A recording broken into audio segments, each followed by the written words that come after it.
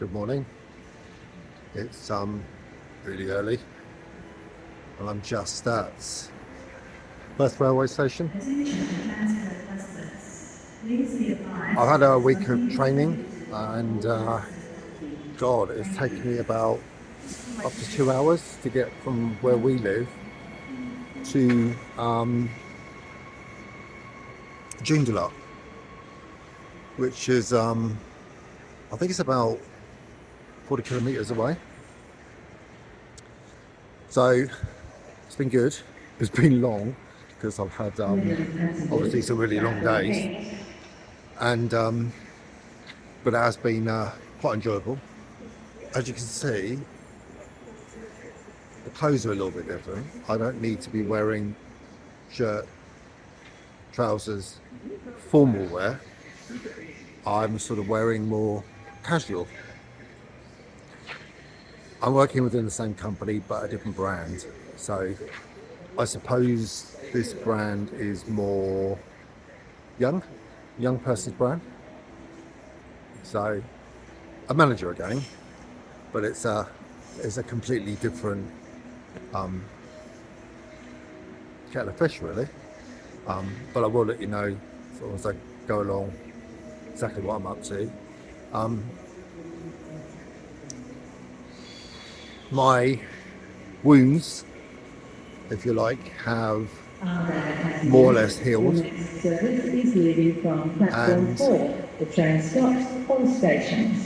I've got a little bit of pain. I think because I've got that keloid skin and my skin sort of heals and heals and heals, over heals in effect. I think because of that, it's just a little bit more painful. And it's going to take a little bit longer to heal, in effect. But I haven't heard any news about any tests that they've done. So I've just got to wait and get sort of the okay from GP. But I still haven't heard nothing. So as I said, I think if there had been anything bad, they would have got back to me quite soon. It doesn't seem to be. So, fingers crossed, it's all okay. I was delayed starting my job for a week because of it, which was really, really annoying. And obviously I've had to use some personal leave, being off work for that week, which again is pretty rough. But, it was, I was just really thankful that it was done so quickly. I think I've said before, in the UK, it just would not have happened that way. You would have been waiting and waiting and waiting, and it would have been months, and they would have left it really. So I'm pretty thankful for the health service here in Western Australia. Although I was told the other day that the health service here is still slower than what it is on the eastern states because we are so isolated. I don't know if that's true or not, but it seemed to work pretty well for me, and so I'm pretty grateful really. I'm now waiting for a connecting train. I've just got to go down to the lower level to get a train to Joondalup. And look, I mean the transport system here, you can see behind me there's one of the trains. So look, the transport system is okay. It's not the best in the world. It's actually pretty new. And I remember when me and the other half were sort of living here in 95, 97, a lot of this was just all being built. So it's all relatively, it's all relatively new really. The thing that always amazed me about the trains here is the train lines go the same way as the highways.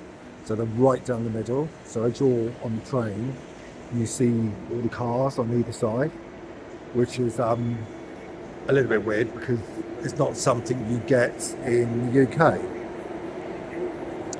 They do have an underground here. Here's the train. So they do have an underground. It's not much of an underground, to be fair. Actually, I'll just go down there now. train will be very shortly anyway.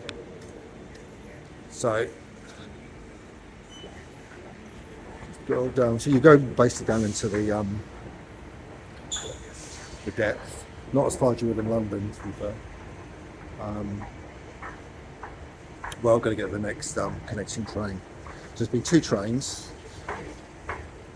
40, it says 40 kilometres. So for that actual ride, it's cost approximately, gosh, what was it, $10.30, which is actually pretty good. If you compare 40 kilometres in London, that would be completely different and far more expensive. So, cost-wise, it's brilliant. And luckily I can claim all that against tax as well, which is pretty good. It's so much quieter as well. I mean, I remember when I used to have to, well, I actually rarely did it in the UK, to be honest, but when I did, and you are actually commuting, it was arduous, it was tiring, so many people. There's not as many people here. Obviously at this time of day there is.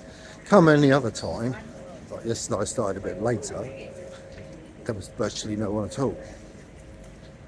It's very modern, clean, so I can't really complain about the service. It's always on time as well, which is again at complete odds to the UK, which was never on time. Trains are filthy dirty and there were so many people. So this is the concourse area. So this is sort of the middle bit. As you can see, this is kind of rush hour, but it's not really that many people about. I've got to go down this way. Bear with me.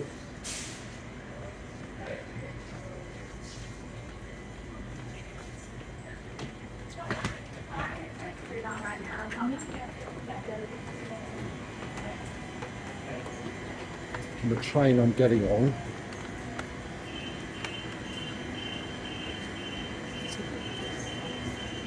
will be on this platform.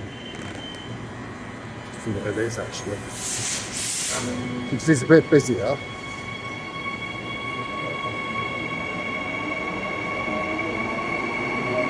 So this is the underground, such as it is.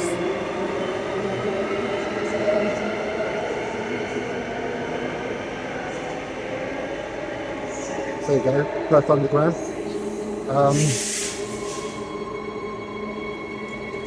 Still has that distinctive sound you get on all undergrounds. It's going to be a long one today as well, so I should get there by about, I don't know, 8 o'clock, 8:30, and I'll be home at the same time. I've got one day left tomorrow. And then I can just sort of relax at the weekend for a bit because it's been particularly tiring. I need a lie in. I think I checked my app on the watch the other day and I'd had about two hours sleep, which isn't great. So yeah, but I do start at my new premises next week, and that's literally a 5-minute walk away. So that's all good. Looking forward to that. And I think I'll do eyes, are really tired. Not cut out for this at my age. I hope you all have a good weekend, and